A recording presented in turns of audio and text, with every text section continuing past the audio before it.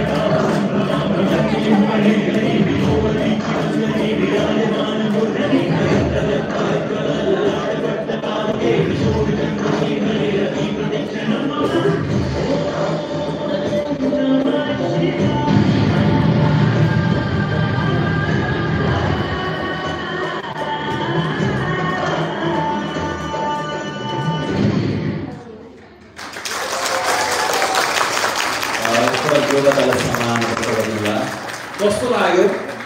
राम्रो राम्रो लाग्यो भन्नु छैन। कस्तो लाग्यो? राम्रो। यस्ता प्रस्तुतिहरुमा चाहिँ हामीसँग थुप्रै छन्। कृपया अघि यहाँले भन्नुभयो खाजाको व्यवस्था छ है भन्नुभएको थियो। मैले पनि खाजाको होइन अरु पनि व्यवस्था छ। फेरि खाजा लिँदा के छ त्यो पनि भनिदिन्छु। यदि साथ दिनुहुन्छ भने। अब यसपछि अर्को प्रस्तुतिलाई म स्टेजमा निकाल्छु। हाम्रो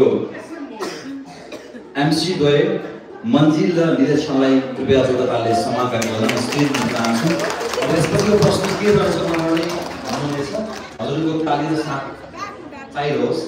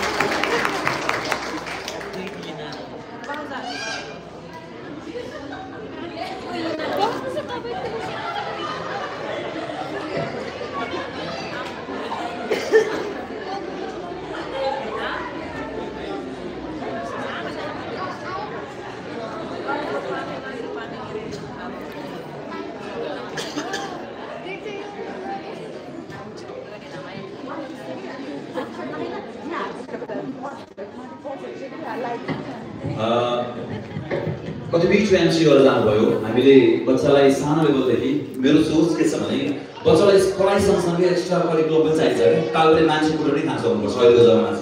किनभने हजुरको पालामा यहाँ अगाडि दिग्गज हाम्रो गेस्टहरू भइसक्यो। उहाँहरूको बेला पढ जागिर खानुपर्छ भन्ने हुन्थ्यो।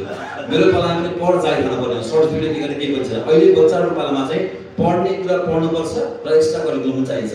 विदेश जान पऱ्यो के चाहिँ स्किल भन्छ मेरो सर्टिफिकेट हेर्दैन क्या। त्यही भएर हामीले चाहिँ बच्चाहरू सानो युकेजी एलकेजी 1 2 को बच्चालाई बोल्न पनि सिकाउनुपर्छ भन्ने मान्यताले हामी यो एमसी पनि सिकाइरहेका छौँ। अघि भर्खरै एमसी गरेर चाहिँ बच्चाहरू गइसक्नुभयो। एकपल्ट जोडदार ताली सम्मान व्यक्त गर्नुलाई।